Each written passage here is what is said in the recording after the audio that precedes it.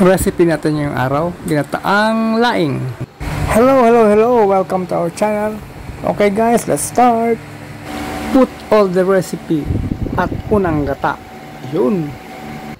Including daing na tabangongo, karne ng baboy, sibuyas, bawang, at luya. Sabay kanta ka ng Bahay Kubo. Tapos guys, pagka medyo malambot na yung karne, yun, pwede na natin lagay yung pinatuyong laing natin. Yan. Sarap.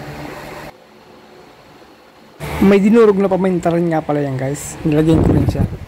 Masarap din kasi yun, pampalasa pa. Sigurado guys, makakailang sandok kayo ng kanin ito pag sinubukan nyo itong recipe na to.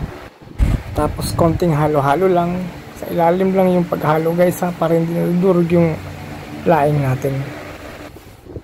Pa-share guys ng ating recipe para malaman din ng iba kung paano mas pasarapin ang ating ginatang laing. Yan, yun lang po siyang kumulo. Yun, hanggang sa pumunti yung sabaw ng ikalawang gata natin.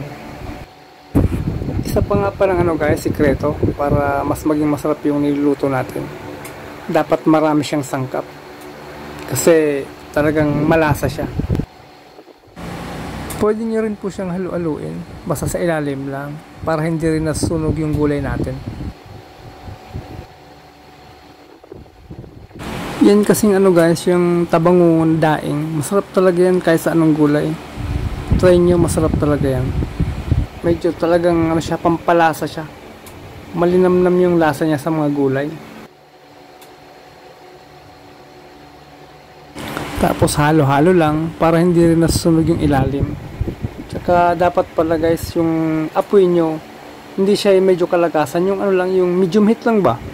Para hindi nasusunog yung niluluto natin. Yung ilalim, sunog, yung ibabaw, hindi.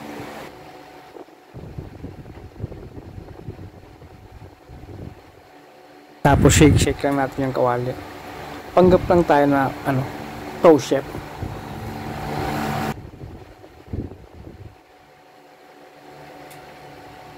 Tapos pagka medyo tuyo na po yung sabaw ng ikalawang gata natin, yan, lagyan na natin yung unang gata. Tawag dito sa amin liputok.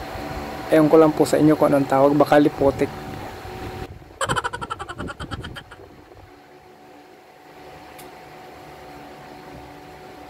Tapos kahit wag nyo na po siyang takpan, kasi pagka tinatakpan natin, namumumu yung yung gata.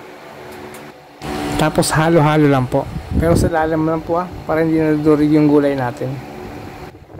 Gentle touch ba? Kumbaga, handle with care. Fragile. Ano pa?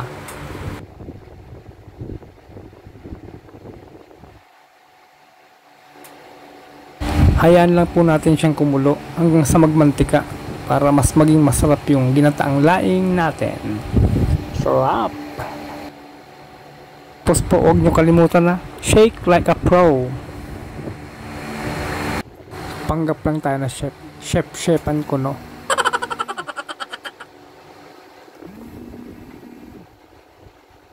Tapos, lagyan po natin siya ng konting asukal. Ano nga pala, tip. Pwede rin nyo pong yung sabaw ng nyog. Yun ang isabaw nyo sa paggata para mas malasa siya. Nilagyan ko rin po nga pala siya ng konting suka. Isang technique din yan para hindi agad napapanis yung gulay natin, lalo pagka may gata. Huwag po natin siyang kalimutan lagyan ng sili. Masarap kasi siya, tsaka mabango. Mabango yung aroma niya. Yung asin nga po pala, kahit konti lang ilagay nyo, kasi maalat na din po yung daing na nilagay natin.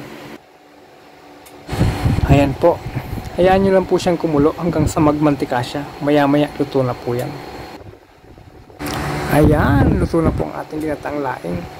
Please like, share, and subscribe po sa aming channel. Thank you. God bless us all. Bye-bye.